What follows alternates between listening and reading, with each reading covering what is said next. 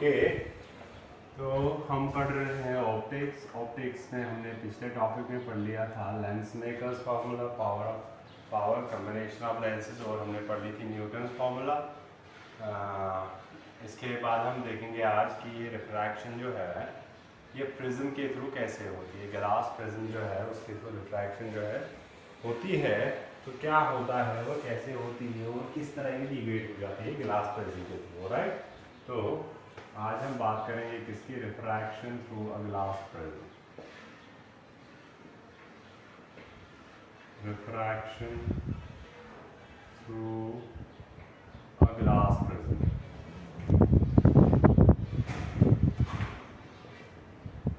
Glass prism क्या होता है, एक वेज शेप्ड, पहले मैं इसकी शेप दिखाऊंगा आपको। एक वेज शेप्ड होता है, एक डिवाइस, एक, और राइट ऐसा मान लो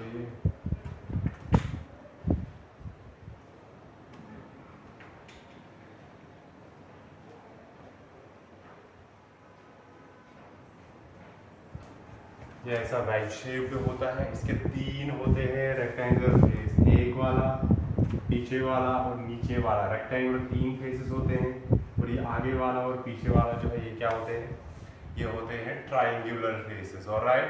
तो ये है, इसमें होते हैं 3 रेक्टेंगुलर फेसेस, और 2 जो है वो होते हैं ट्राइंगुलर फेसेस, ऑलराइट। अगर आप इसको सामने से इन ट्राइंगुलर फेसेस से देखोगे तो ये दिखेगा हमें ऐसा, एक ट्राइंगल जैसा दिखेगा, ओके। और जो भी हम इस पर रिफ्रैक्शन देख रहे हैं, फिनोमेना देख रहे हैं लाइट के, डिस्पर्शन वाला हम आगे देखेंगे, वो लाइट होती है एक रेक्टेंगुलर फेस से दूसरे रेक्टेंगुलर फेस की तरफ through this triangular face, right. इसको ऐसे नहीं रखते, ऐसा नहीं कि हम इसको ऐसे खड़ा करके रखेंगे तो हमें रेक्टेंगुलर फेस दिखेगा, नो। हमें ट्रायंगुलर फेस दिखना है। जो रेक्टेंगुलर फेस एक साइड हमने नीचे रखा है, तो ये नीचे वाला साइड और ये 2 है साइड वाले 2 रेक्टेंगुलर फेसेस, तो हमें दिखेगा फ्रंट में ट्रायंगुलर फेस। तो हम वही ट्रायंगुलर फेस बनाते हैं जब भी हमें कोई चीज़ एक्सप्लेन करनी है, like this refraction through a curve. This prism के लिए अगर हमें एक्सप्लेन करनी है कोई चीज़, तो उसके लिए हम क्या करते हैं, हम ऐसे ही ट्रायंगुलर फ्रंट इसका दिखाते हैं खाली, बाकी हमें अंडरस्टूड होता है कि इस साइड एक रेक्टेंगुलर फेस है, इस साइड एक रेक्टेंगुलर फेस है, और नीचे वाले साइड एक रेक्टेंगुलर फेस है, राइट। यूजुअली अभी हम ले लेते हैं कि इनके तीनों एंगल्स इक्वल लेंगे, आपकी मर्जी अलग एंगल्स के भी हो सकते हैं, ओके। तो अब होता क्या है, ये जो एंगल होता है बेस जिसके ऊपर आपने रखा हुआ है, उसके अपोजिट वाला एंगल जो है, टॉप वाला एंगल, एपेक्स वाला एंगल, इसको हम बोलते हैं एंगल ऑफ प्रिज्म। क्या बोलते हैं उसको, एंगल ऑफ प्रिज्म। अब रे ऑफ लाइट जो है ये यहाँ से यहाँ आएगी, ये है हमारे पास इंसिडेंट रे, और इसका रिफ्रैक्टिव इंडेक्स मान लो क्या है, म्यू, सिंपल टर्म्स में, ओके। तो ये म्यू जो है ये है refractive index of prism material, prism का जो मटेरियल है उसका रिफ्रैक्टिव इंडेक्स जो है वो कितना है, म्यू, ओके। और ए जो है ये है हमारे पास एंगल ऑफ प्रिज्म, ओके। तो अब ये लाइट यहाँ पहुँच गई है, यहाँ पे हम नॉर्मल ड्रॉ करेंगे ऐसे, ओके। ये नॉर्मल हमने ड्रॉ कर लिया है। अब ये जा रही है, ये है बाहर हमारे पास एयर है, एयर रेयर मीडियम से डेंसर मीडियम जा रही है। जब भी रेयर से डेंसर जाएगी तो it bends towards the normal, मतलब इसको एक्चुअल में जाना था इधर कहीं, ये बेंड होगी टुवर्ड्स द नॉर्मल, थोड़ा सा यहाँ चली जाएगी। अब यहाँ पहुँच गई, यहाँ पे और एक नॉर्मल ड्रॉ करेंगे, इसको थोड़ा सा आगे हमें चाहिए, यहाँ पे और एक परपेंडिकुलर ड्रॉ करेंगे, ये बन गया परपेंडिकुलर। अब ये जा रही है डेंसर टू रेयर, इसको जाना था इधर कहीं, अब ये बेंड होगी आगे फ्रॉम द नॉर्मल, तो ये निकलेगी ऐसे। ये है हमारे पास, ये है हमारे पास इंसिडेंट लाइट, इंसिडेंट रे है हमारे पास है, और ये वाली जो है ये है इमर्जेंट रे, ओके। ये है हमारे पास इमर्जेंट रे। यहाँ पे जो एंगल बन रहा है विद नॉर्मल, ये है एंगल ऑफ इंसिडेंस, और जब ये बाहर निकलती है तो नॉर्मल के साथ एंगल बनेगा एंगल ऑफ इमर्जेंस, ये हमने पहले भी बोला हुआ है, ओके।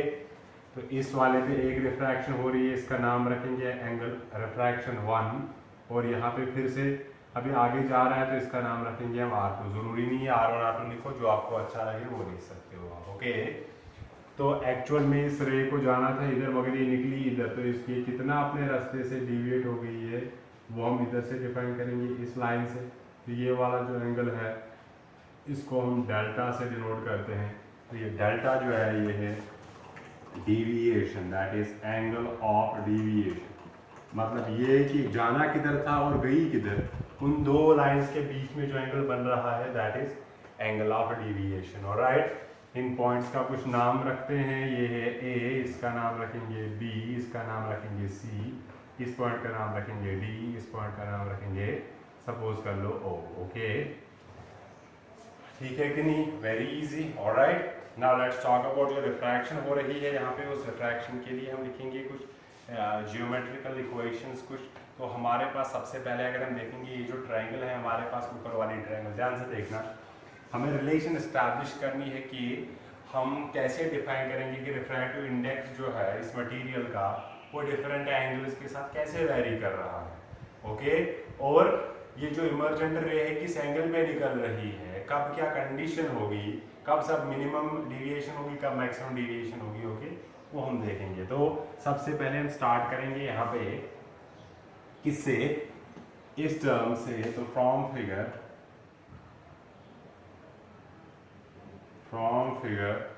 ओके, यहाँ सीधा लिखेंगे figure from triangle A B T.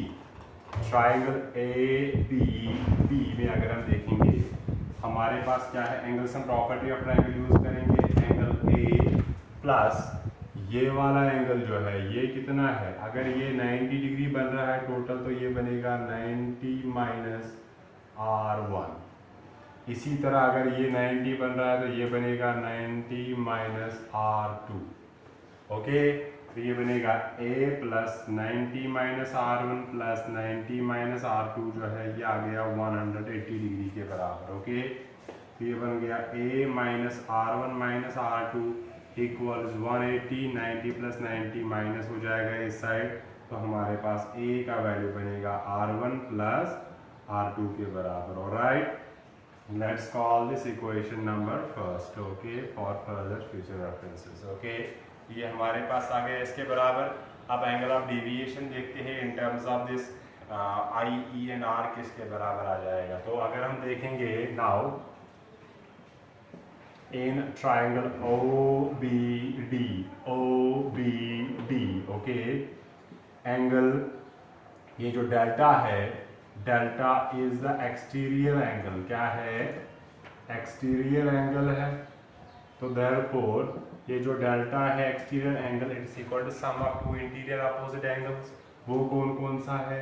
ये नीचे वाला एंगल। ऑलराइट, ये नीचे वाला एंगल आप देखोगे ये किसके बराबर, देखो आप ये 90 माइनस R1 वगैरह हम हटाएंगे, इसकी अब जरूरत नहीं है हमें। ओके, नहीं तो ये इधर कंजस्टेड हो जाएगा थोड़ा सा, ये वाली रे जा रही है ऐसे।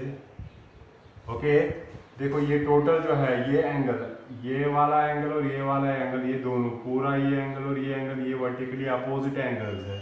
ये I है, ये R1 है, तो ये वाला बचा I माइनस R1। और इसी तरह अगर हम देखेंगे ये वाली लाइन और ये वाली लाइन के बीच में ये और ये वाला पूरा एंगल जो है ये है वर्टिकली अपोजिट एंगल, ये R2 है, तो ये बनेगा E माइनस R2 के बराबर।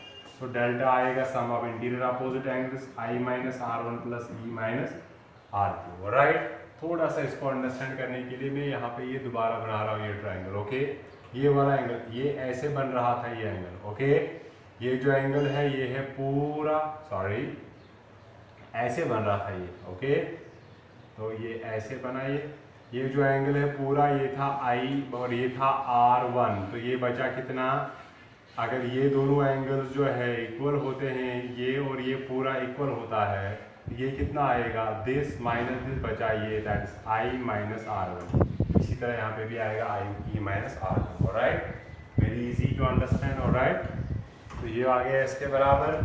तो हमारे पास डेल्टा का वैल्यू आ गया I प्लस E माइनस, इन दोनों में कॉमन निकालेंगे, इट्स R1 प्लस R2। तो from equation first R1 plus R2 का वैल्यू आ गया है एंगल ऑफ प्रिज्म के बराबर। तो देयरफॉर वी हैव व्हाट, ये डेल्टा जो है that is I plus E minus A के बराबर। Alright, call this equation number second. तो ये दो इक्वेशंस हमारे पास आ गई। एक है क्या, what is this is not important, this one is important, ये हमें आगे काम आएगी कि what is the relation between the angle of prism and the angle of deviation. कितना डिविएट होगा डायरेक्टली डिपेंड करता है किसके ऊपर, एंगल ऑफ प्रिज्म के ऊपर। जितना एंगल ऑफ प्रिज्म ज़्यादा होगा उतना ही डेविएशन का वैल्यू जो है वो क्या होगा, कम होगा। ओके, क्योंकि उतना ही ज़्यादा जो बड़ा हो जाएगा ये प्रिज्म। ऑलराइट, तो अब इसमें कंडीशन ये है कि इसमें एक टर्म आती है जिसको हम बोलते हैं मिनिमम डेविएशन। क्या बोलते हैं उसको, मिनिमम डेविएशन। ये मिनिमम डेविएशन के लिए कंडीशन क्या है, पहले ये दो इक्वेशंस हम क्या करेंगे, लिख के रखेंगे कहीं पे। ओके, तो एक है हमारे पास equation first, that angle A is sorry equal to r1 plus r2। Okay, और इक्वेशन सेकंड जो है that is delta is equal to its i plus e minus a के बराबर। ऑलराइट, अब इनको हम मिटा देते हैं। अब हम बात करते हैं यहाँ पे कि मिनिमम डेविएशन के लिए कंडीशन क्या है। तो मिनिमम डेविएशन की कंडीशन ये है कि हम बोलते हैं कि इसमें सबसे लीस्ट डेविएशन कब होगी, मिनिमम डेविएशन कब होगी। ठीक है, मिनिमम डेविएशन के लिए क्या होना चाहिए, दो तीन तरीकों से आप बोल सकते हो। एक ये कि ये वाली लाइन और ये वाला पैरेलल होगा, या ये वाले और ये वाले सिमेट्रिक होंगे, इंसिडेंट रे और इमर्जेंट रे सिमेट्रिक होने चाहिए। ओके, या एंगल ऑफ इंसिडेंस और एंगल ऑफ इमर्जेंस इक्वल होने चाहिए, या एंगल R1 और एंगल R2 जो है ये इक्वल होने चाहिए। ऑलराइट, तो for minimum deviation the incident ray and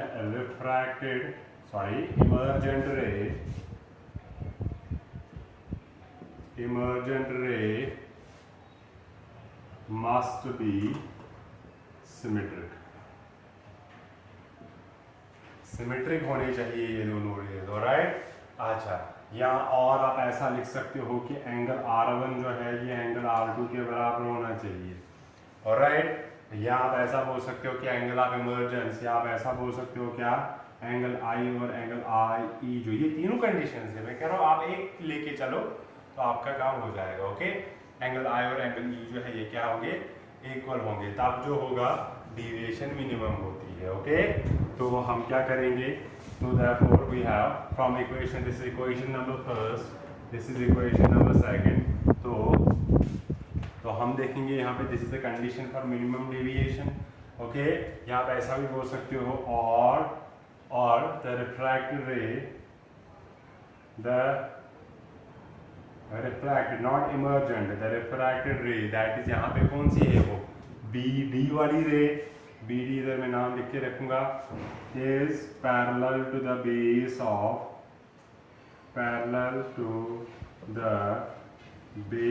of prism के बेस के ऊपर क्या है, ये पैरेलल है। ऑलराइट, तो तब हम बोलते हैं कि ये क्या हुई है, मिनिमम डेविएशन। और मिनिमम डेविएशन के लिए what will be the relation that follows, वो हम देखेंगे यहाँ पे। तो फ्रॉम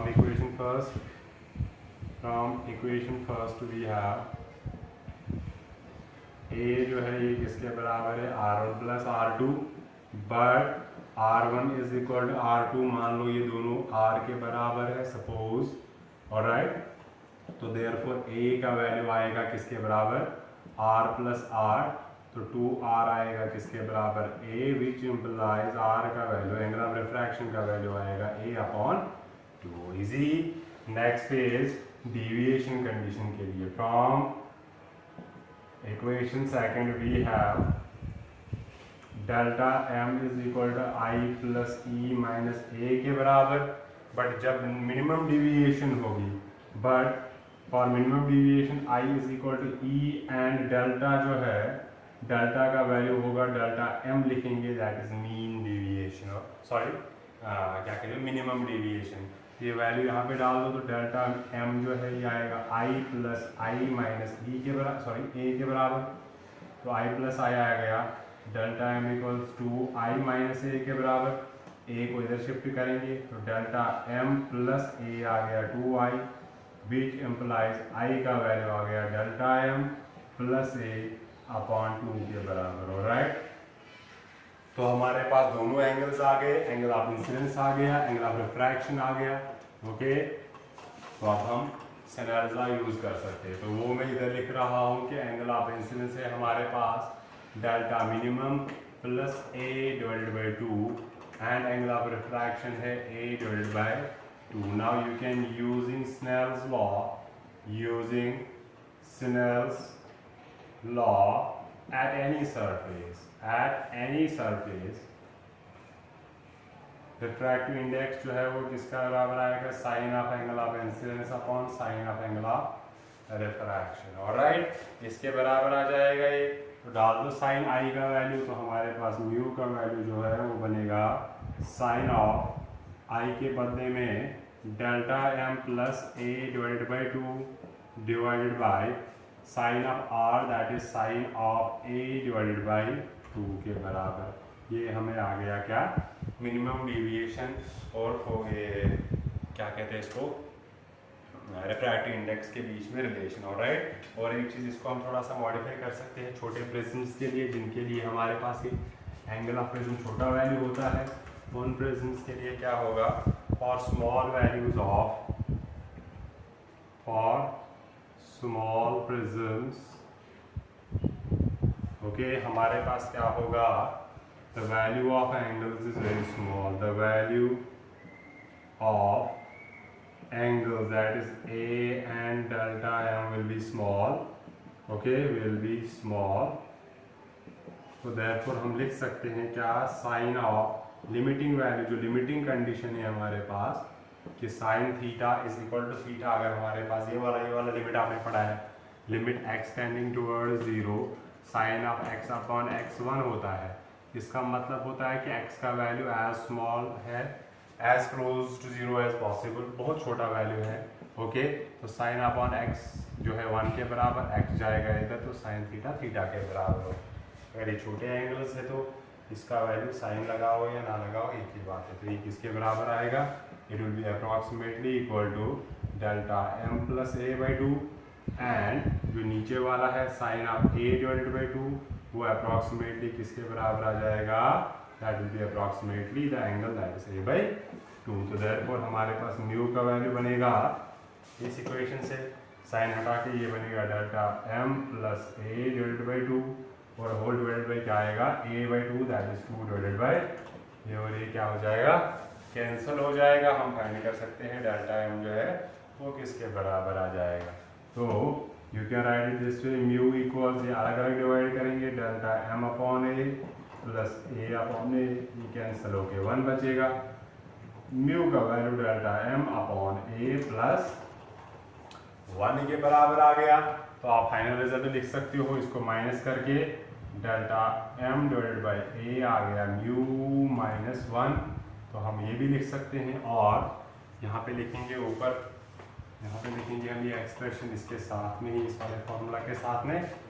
तो ये डेल्टा m जो है ये आ गया किसके बराबर, mu minus 1 into small prisms के लिए ये आपके पास रिलेशन है। If you know the minimum deviation और if you know the angle of prism, वो हम फिजिकली मेजर कर सकते हैं। इसका रिफ्रैक्टिव इंडेक्स ऑफ मटेरियल हमें पता है, we can clearly say by how much angle the ray will bend after emerging out of this prism. All right, okay, so that is the value for this. Okay, and remember one thing, अगर आप क्या करोगे, angle of incidence का plot करोगे deviation के साथ, तो हमारे पास जो ये ग्राफ बन जाती है, ये बन जाती है ऐसे। ऑलराइट, ठीक है कि नहीं। तो यहाँ पे हम क्या कर रहे हैं, एंगल ऑफ इंसिडेंस का वैल्यू बढ़ा रहे हैं, और यहाँ पे हमारे पास डेविएशन का वैल्यू बढ़ा रहे हैं। तो सबसे लोवेस्ट वैल्यू जो है डेविएशन का, उसको हम डेल्टा मीन बोलते हैं, सॉरी मिनिमम बोलते हैं। ओके, तो ये आ जाएगा इस वाले वैल्यू पे। ओके, तो दैट इज मिनिमम डेविएशन जो हो रही है किसके थ्रू, या जो रिफ्रैक्शन किस तरीके से हो रही है प्रिज्म के थ्रू, और what are the different relations. Okay, now अब ये रिफ्रैक्शन जब हम पढ़ रहे हैं, इस पे बेस्ड अगर आपने कभी प्रिज्म देखा होगा, तो उस प्रिज्म में एक चीज देखने को मिलती है, दैट इज कि ये प्रिज्म थोड़ा सा आपको वो कलर्ड पैटर्न नजर आते हैं। अगर आप एक प्रिज्म की तरफ देखोगे तो आपको वो कलर्ड पैटर्न जैसे नजर आ रहे हैं, ऐसा लगता है कि जैसे ये ट्रांसपेरेंट प्लेन नहीं है बल्कि ये कलर्ड कोई चीज है। ओके, तो वो कलर पैटर्न किस लिए आ जाते हैं, उसको हम बोलते हैं कि इसमें डिस्पर्शन हो रही है। क्या होती है? डिस्पर्शन। ओके, तो हम क्या करेंगे, इन इक्वेशन को इधर रखेंगे, हमें चाहिए प्रिज्म का ये वैल्यू जो है ये हटाएंगे हम दूसरा प्रिज्म बनाएंगे। यहाँ पे ये दो वैल्यूज हमें चाहिए अभी, इनको ऐसे ही रखेंगे हम। तो प्रिज्म के थ्रू जो होती है फिनोमेना जिसको हम बोलते हैं डिस्पर्शन ऑफ लाइट। क्या बोलते हैं? Dispersion of light. तो पहले इसकी डेफिनेशन देखेंगे, ये चीज़ क्या है?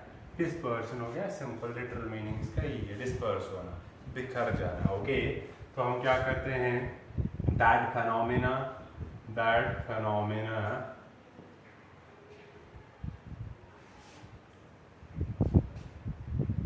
इन विच क्या होता है, light after passing through a prism, through a glass prism हम अभी बात कर रहे हैं, या प्रिज्म सिंपली, या जरूरी नहीं है प्रिज्म नहीं, कोई और भी चीज़ें होती है जहाँ पर डिस्पर्शन होती है, बट चलो वो फिर कभी नेक्स्ट टाइम देखेंगे जब हम बाकी चीज़ें पढ़ेंगे। तो when light after passing through a glass prism, the phenomenon light after passing through a glass prism is split into its constituent particles.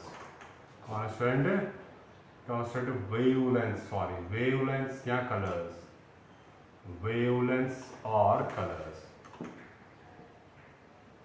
Okay, एक ऐसी फिनोमेना जिसमें ये लाइट जो है ये स्प्लिट होती है इनटू इट्स कॉन्स्टिट्यूएंट कलर्स। अगर आप देखोगे कि प्रिज्म की वजह से पता चल जाता है कि ये जो व्हाइट लाइट है it is basically made up of 7 different colours, 7 different wavelengths, और वो 7 डिफरेंट वेवलेंथ्स इकट्ठे होते हैं तो ये व्हाइट लाइट होती है। और जब हमको प्रिज्म के थ्रू पास कराते हैं या ऐसे कोई मटेरियल के थ्रू जो प्रिज्म जैसा एक्ट करता है तो वो स्प्लिट होती है अपने कॉन्स्टिट्यूएंट कलर्स में। ऑलराइट, तो होता क्या है बेसिकली, अगर हम ये प्रिज्म बनाएंगे यहाँ पे तो हमारे पास क्या है, ये आ गई व्हाइट लाइट, एक रे ली मैंने monochromatic, so not monochromatic but एक वेवलेंथ ली है मैंने, सॉरी एक रे ली है मैंने। ओके, तो ये रे ऑफ लाइट जो है ये क्या हो जाती है, ये यहाँ पे बेंड हो जाती है।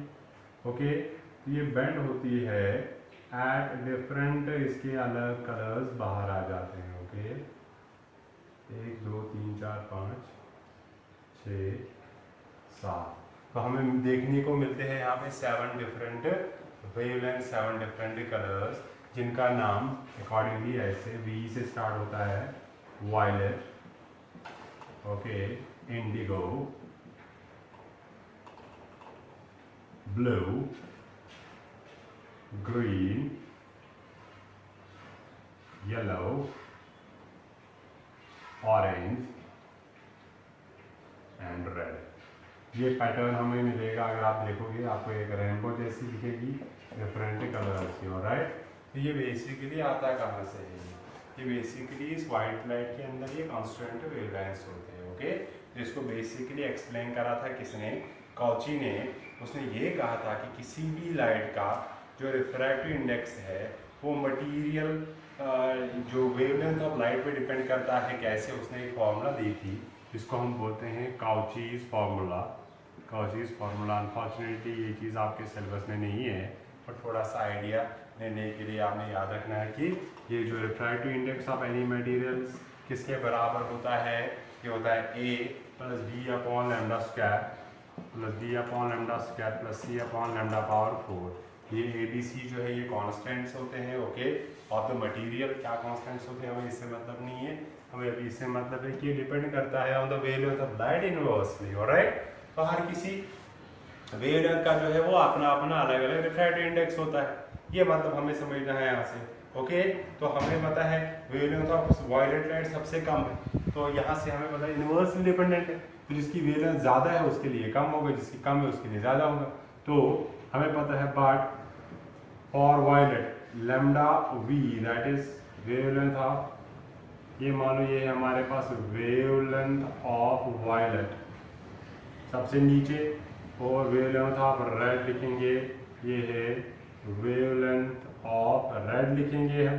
ओके, तो बट हमें ये पता है क्या, तो वी हैव क्या है हमें पता कि वेवलेंथ ऑफ रेड कलर जो है वो ज़्यादा किससे, वायलेट से। तो विच इम्प्लाइज क्या मतलब है उसका, जिसकी वेवलेंथ ज़्यादा उसके लिए रिफ्रैक्टिव इंडेक्स का वैल्यू क्या होगा, कम होगा। तो रिफ्रैक्टिव इंडेक्स का वैल्यू जो है, जिसका वैल्यू ज़्यादा उसका कम, तो mu red refractive index of red length जो है वो क्या होगा, less than refractive index of violet light. Okay, और यहाँ पे लिखे रखेंगे हम वर्ड, ये जो म्यू आर है एंड म्यू वी जो है ये है रिफ्रैक्टिव इंडिसेस ऑफ किसके, रेड एंड वायलेट वेवलेंथ या वायलेट कलर। अब ये तो हमें पता चल गया है यहाँ से। Now let us put the value in this formula. Okay, इसको हटाएंगे अब यहाँ से, इस फॉर्मूला में ये वैल्यू पुट करेंगे। तो ध्यान से देखिएगा, जिसका वैल्यू ये ज्यादा होगा उसके लिए डेविएशन का वैल्यू भी क्या आ जाएगा, ज्यादा आएगा। जिसका ये कम होगा उसका कम आएगा, डायरेक्ट डिपेंडेंस है इसकी। तो therefore delta now delta M R जो है ये है मिनिमम डेविएशन किसके लिए, फॉर रेड, या simply deviation for red. And delta M हटा दो, सिंपली लिखेंगे R for red and V for violet. ये है डेविएशन, सिंपल लिखेंगे इट इज डेविएशन किसके लिए, फॉर वायलेट कलर के लिए। ओके, सिंस अभी हमने देख लिया क्या कि म्यू रेड का वैल्यू छोटा है किससे, म्यू वी से, जिसका छोटा उसका वैल्यू भी छोटा आएगा डेल्टा का। तो देयरफॉर हमारे पास डेल्टा वी का वैल्यू बड़ा आएगा किससे, डेल्टा आर से। ओके, मैंने दो ही कलर्स दिए हैं, सबसे नीचे वाला सबसे ऊपर वाला। इसी तरह अगर आप ये दो वायलेट एंड इंडिगो देखोगे, वायलेट के में अगेन वायलेट ही जीतेगा, इंडिगो का इससे डेविएशन कम आ जाएगी। तो सबसे ज़्यादा डेविएशन होती है वायलेट कलर में, सबसे कम डेविएशन होती है रेड कलर में। जो ज़्यादा बेंड होगा वो नीचे आएगा, जो कम बेंड होगा वो ऊपर रहेगा। बाकी की वेवलेंथ इनके बीच में सीक्वेंशियली, जैसे इनकी कोई पर्टिकुलर सीरीज नहीं बन रही है, सीक्वेंशियली इंक्रीज हो रहा है, तो उनके रिफ्रैक्टिव इंडिसेस का वैल्यू भी अकॉर्डिंगली चेंज हो रहा है, और उनके लिए डेविएशन का वैल्यू भी वैसे ही इंक्रीज हो रहा है, डिक्रीज हो रहा है। और सबसे लीस्ट है किसका, रेड कलर का। Since the different wavelengths have, since the light consists of different wavelengths and different wavelengths have different values of the refractive indices, alright, which means that they will suffer different deviation, deviate हो जाएंगी मगर different angles पे। अब अगर हर कोई अलग अलग angle पे deviate हो जाएगी तो ऑब्वियसली वो अलग हो जाएंगी। ओके, लाइक अभी हम जाएंगे इधर से रूम से बाहर या स्कूल से बाहर जाएंगे तो 50 अलग अलग जगहों से बच्चे आते हैं, ठीक है कि नहीं। तो गेट पे पहुंच के उनके अलग अलग रास्ते निकल जाएंगे, because they are bound to follow that road. अब ये नहीं बोलना कि घूम के आएंगे, ओके। तो उनको वो प्रेफर करेंगे अपने रास्ते से निकलने के लिए, तो वहाँ पे डिवाइड हो जाएंगे। अभी यह एक क्लास थी, अब वहाँ पे बहुत अलग अलग दिशा में जा रहे हैं, अलग अलग घरों में जा रहे हैं। Same is the case this life, it was one single class, one single entity, now it suffers deviation at different angles, so they will separate, they will go to different paths, alright। और इस वजह से क्या होता है, ये dispersion of light हो जाती है। ओके, अब यहाँ पे कुछ छोटे मोटे जो है टर्म्स है वो ये है कि एक तो ये आपको पता चल गया, सेकंड आपने ये देखना है कि इसमें होता है एक एंगुलर डिस्पर्शन, एंगुलर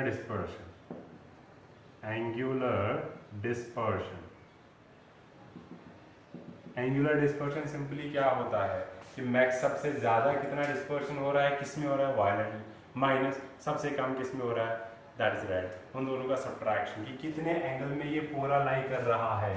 अगर हम देखेंगे कि ये पूरा जो है रेड से लेके ये पूरा वायलेट तक कितने एंगल में लाई कर रही है सारे wavelengths, that is angular dispersion. Okay, तो ये इसकी डेफिनेशन क्या है, इट इज द क्या है, angle between the extreme colours, that is red and violet के बीच में। तो सिंपली हम लिखेंगे एंगुलर डिस्पर्शन फाई होगा किसके बराबर, डेल्टा सबसे ज़्यादा है वायलेट का माइनस डेल्टा रेड के बराबर। ऑलराइट, तो वैल्यू डालो, बट हमारे पास डेल्टा जो है वो किसके बराबर होता है, म्यू माइनस 1 इंटू ए के बराबर। देयरफॉर फाई का वैल्यू आएगा for violet it will be mu V minus 1 into A minus यह आएगा mu R minus one into A. दोनों में से हम ए निकालेंगे common, it will be mu V minus one minus mu R minus minus plus one into A. Minus and plus cancels out, it is simply mu V minus mu R multiplied by the angle of prism. तो ये जो है इसको हम बोलते हैं dispersive power, alright, sorry angular dispersion. Okay, next है हमारे पास जिसको हम क्या बोलते हैं डिस्पर्सिव पावर। डिस्पर्सिव पावर क्या होता है, ये सिंपली होता है angular dispersion to the mean dispersion, alright, जो मीन डिविएशन होती है उनका रेशो होता है। इसको हटाएंगे अब हम यहाँ से, यहाँ पे लिखेंगे हम और एक टर्म जो है हमारे पास that is dispersive power. Dispersive power जो है वो कैसे डिफाइन करते हैं, एंगुलर डिस्पर्शन हो गया, दूसरा डिस्पर्सिव पावर, इसको ओमेगा से डिनोट करते हैं। ये होता क्या है basically, it is the ratio of, इसका ratio of the angular dispersion to the mean deviation. इन दोनों का जो है ये क्या होता है, रेशियो होता है। ओके, तो हमारे पास क्या है, तो ओमेगा जो है ये आएगा फाई अपॉन डेल्टा मीन के बराबर, बट फाई हमने अभी देख लिया किसके बराबर होता है, it's mu V minus mu R into A, और डेल्टा मिनिमम जो है वो किसके बराबर होता है, that is mu minus one. Okay, mu minus one into A के बराबर, तो देयरफॉर ओमेगा जो है ये आएगा mu V minus mu R into A divided by mu minus one into A और ए क्या हो जाएगा, कैंसल हो जाएगा। So what we get here is omega is equal to mu V minus mu R divided by mu minus one. तो ये हमारे पास बन गई है डिस्पर्सिव पावर के लिए formula. And what is this mu, what is this mu, this mu is usually taken, जो मैं यहाँ पे रिजल्ट लिख रहा हूँ इसको हटाएंगे यहाँ से, ये जो लास्ट वाला रिजल्ट जो है इसको मैं यहाँ लिख रहा हूँ कि हमारे पास ये ओमेगा का वैल्यू आ गया mu V minus mu R, okay, divided by mu minus one. ये मीन वैल्यू किसका लेते हैं, यूजुअली ब्लू लाइट का लेते हैं, ऑलराइट, क्योंकि मीन इनका अगर आप निकालोगे that comes closer to the blue colour के वैल्यू के बराबर होता है, तो बेटर है कि आप डायरेक्टली लिखो, it is basically refract angular dispersion to the deviation of blue colour, alright. तो that is about the prisms, alright. और ये प्रिज्म के बारे में ये एंगुलर फॉर्मूला वगैरह, सॉरी ये एंगल ऑफ प्रिज्म इनकी रिलेशन वगैरह एस्टैब्लिश करने के लिए हमारे पास एक इंस्ट्रूमेंट होता है जिससे हम डेविएशन फाइंड करते हैं, जिसको हम बोलते हैं स्पेक्ट्रोमीटर। क्या बोलते हैं उसको, स्पेक्ट्रोमीटर। ये आपके लैब में है स्पेक्ट्रोमीटर, बट अनफॉर्चुनेटली वो हम अभी कर ही नहीं सकते, ऑलराइट। तो ये स्पेक्ट्रोमीटर कैसे काम करता है, होपफुली अगर किसी दिन आप लोग आ गए इधर लैब में तो हम आपको दिखाएंगे कि हाउ इट वर्क्स, ऑलराइट। तो that's all about the dispersion of the light and the refraction of light through a glass prism. Okay, next lecture में देखेंगे ऑप्टिकल इंस्ट्रूमेंट्स और स्कैटरिंग वगैरह के बारे में।